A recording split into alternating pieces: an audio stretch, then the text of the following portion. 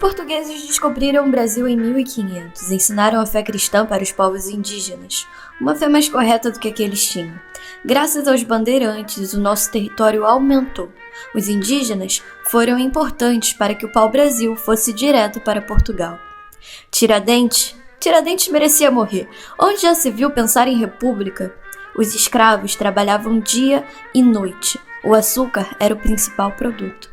A querida família real chegou ao Brasil e nós nos tornamos Reino Unido a Portugal. Ai, a época do ouro, nada tão brasileiro quanto a expressão santo do pau oco. Nas margens do rio Ipiranga, com toda a sua bravura e um cavalo branco, Dom Pedro declarou a independência do Brasil. Tivemos mais um produto importante, o café. Depois de tantos anos de sofrimento dos escravos, a importante e majestosa princesa Isabel assinou a Lei Áurea e os libertou. A República foi proclamada, e aí Tiradentes não parecia mais tão louco assim.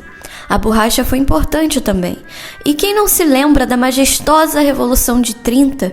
Tínhamos petróleo e o pai dos pobres que zelava pela população. Infelizmente, Getúlio se matou, saindo da vida e entrando para a história.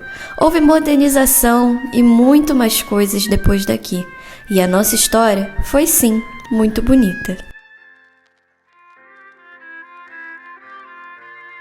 Eu sei, ouvir a história do Brasil desse jeito hoje em dia é de doer os ouvidos, mas ela foi contada assim por muito tempo. Tudo na visão portuguesa, eurocêntrica e cheia de omissão.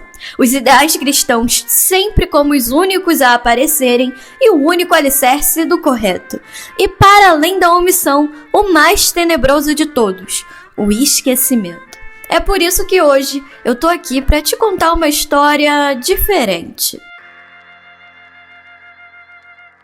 Não me convidaram pra essa festa pobre que os homens armaram pra me convencer a pagar sem ver toda essa droga que já vem malhada antes de eu nascer. Brasil, mostra a tua cara, quero ver quem paga pra gente ficar assim. Brasil, qual é o teu negócio, o nome do teu sócio? Confia em mim. Brasil, mostra a tua cara, quero ver quem paga pra gente ficar assim. Brasil, qual é o teu negócio, o nome do teu sócio?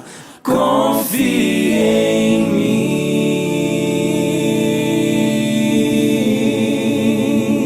Oi, meu nome é Júlia Cavalari, bem-vindos a mais um RJ. Está começando aqui o nosso passeio no Mucabe e vamos ver o que tem lá dentro. Vambora! Mama África, a minha mãe é mãe solteira. Vocês vão ver principalmente arte contemporânea, tá? São artistas, em sua maioria artistas negros, que recontam a história do Brasil, que falam sobre o que significa ser negro e ser negra nesse país, tá? Pela ótica de uma pessoa negra. Nessas salas, cada uma das salas tem um tema. A primeira sala, que é essa aqui, a minha direita, ela vai falar sobre as nossas origens, sobre o continente africano. Em seguida, vocês vão ter lá atrás uma sala que fala como a vida recomeçou no Brasil, como os negros e as negras reconstruíram a África no Brasil. Em seguida, nós temos uma sala que fala sobre a conquista da liberdade, né? A conquista pelo fim da escravidão e pelas liberdades que nós lutamos até hoje. Depois que vem Depois que você até porque ali já era um lugar de capoeira, de centros religiosos, né? Toda a questão de danças, então aí que a concentração de vários negros que fugiram da época da escravidão, aí vai ficar tudo aí nessa pequena África. E a pequena África também até o espaço de sair, tudo isso aqui, né? Mas aqui é área muito grande. Pequena África é um espaço gigante. No caso, tem uma parte aqui da África que eles não conseguiram trazer os escravizados para cá por conta de uma corrente marítima que impediu os barcos dos portugueses de chegarem até o Brasil. Saírem, na verdade, né, do Brasil para a África, que é mais ou menos por aqui, ó, onde tem a ausência das setas. Nesse lugar aqui passa uma corrente chamada corrente de Banguela,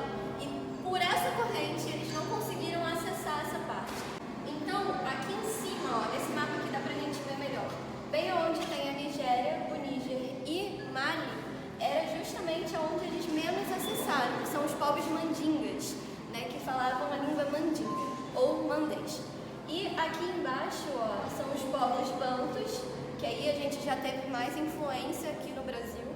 E aqui em cima nós temos os iorubás, que também foram trazidos para o Brasil. Então, essa ponta aqui foi uma ponta de difícil acesso dos portugueses por conta das correntes marítimas.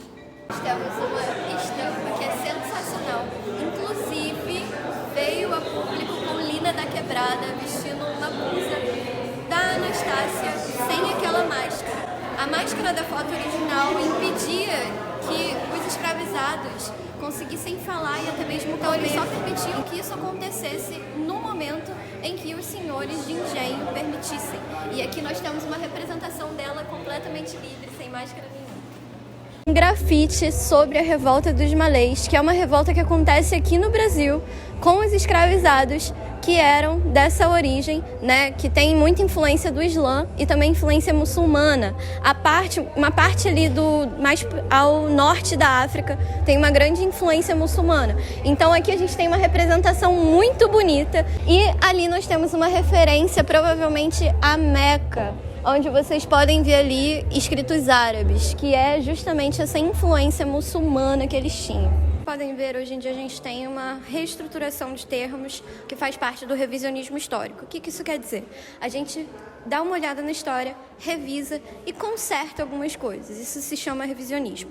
E o que acontece? Vocês podem ver que durante muito tempo a palavra escravo foi utilizada como correto, mas hoje em dia a denominação correta é escravizado. Como vocês podem ver aqui no texto, ó, eles já fizeram essa correção. Então, nós não temos mais o termo escravo, e sim escravizado. Escravizado significa alguém que foi posto nessa condição. Por isso que esse termo é mais apropriado. Aqui é um pouco da história do Cais do Valongo. E aqui em volta vocês vão ver também um pouco de alguns achados, né, do cais. E tem que fazer mamadeira todo dia, além de trabalhar como empacotadeira nas casas Bahia. Aqui nós finalizamos o nosso passeio pelo Mucabe e agora eu vou mostrar para vocês outro lugar. Nós acabamos de chegar aqui no Instituto Pretos Novos, que tem uma história super interessante. Esse instituto, na verdade, ele era para ter sido uma casa de uma pessoa. Só que essa moça chegou na casa dela, quando ela foi fazer uma obra, ela descobriu alguns ossos, que de primeira ela pensou que fosse ser alguns ossos de animais ou alguma coisa assim, mas na verdade depois descobriram que eram ossos de escravizados. Então o instituto acabou se transformando em um museu por conta desse fator. E assim, ele já tinha comprovação no papel, então ter encontrado isso aqui foi uma comprovação de que esse lugar de fato existiu. Os corpos saíam do cais e vinham pra cá. E aí eles iam colocando um corpo em cima do outro e aí se transformou no museu.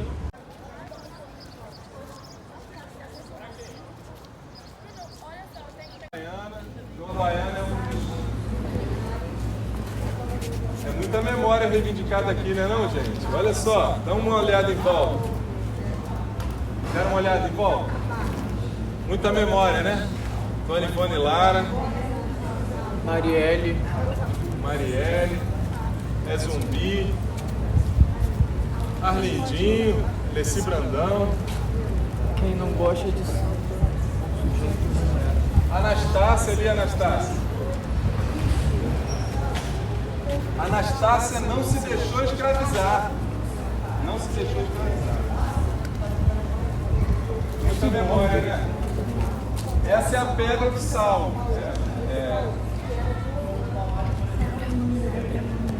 Eu ia dizer agora por que é pedra do sal, né?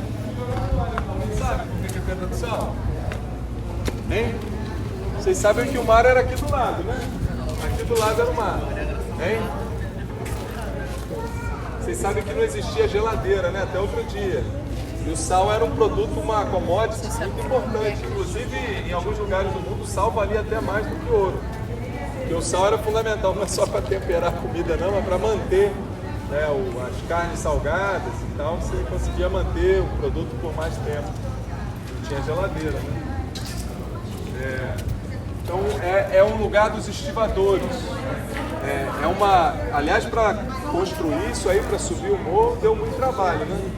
E é um lugar da pequena África, central no que diz respeito a essa circulação de pessoas, de trabalhadores, que até meados do século XX, mas principalmente esse lugar como um lugar de importância, de resistência da população negra, é demarcado ali no final do XIX e início do século XX, porque aqui, teoricamente, no Largo João da Baiana, onde hoje é reivindicado o quilombo da Pedra do Sal, os moradores daqui reivindicam esse espaço como um quilombo, como esse lugar de exemplo de resistência, de produção, de construção, teria sido um dos lugares onde se construiu o que a gente conhece hoje como samba.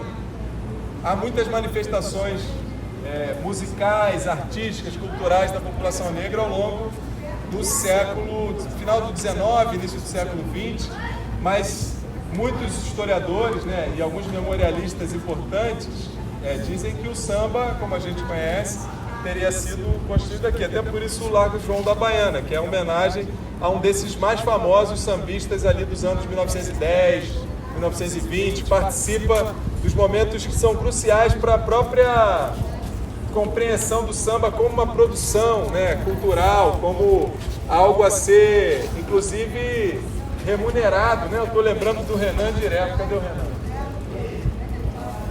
Cadê o Renan? Foi embora? Ah, não, tá ali. Os sambistas também não eram remunerados não, cara.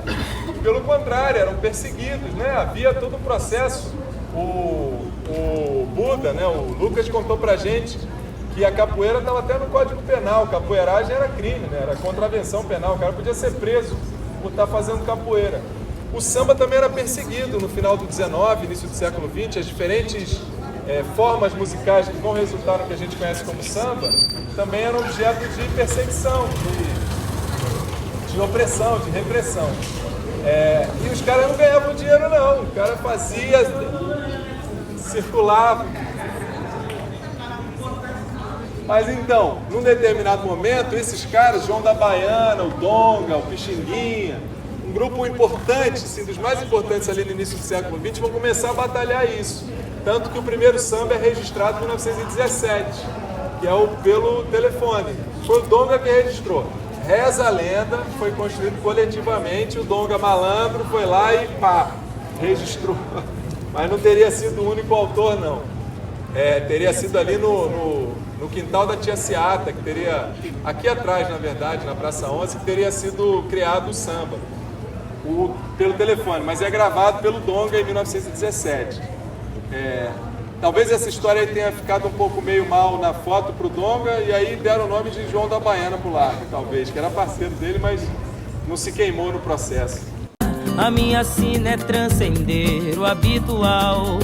Sou voz bandeira, poeira vera, feita do barro, vou do chão ao vendaval. Alguém que berra, porque não espera viver a regra que define o que é normal.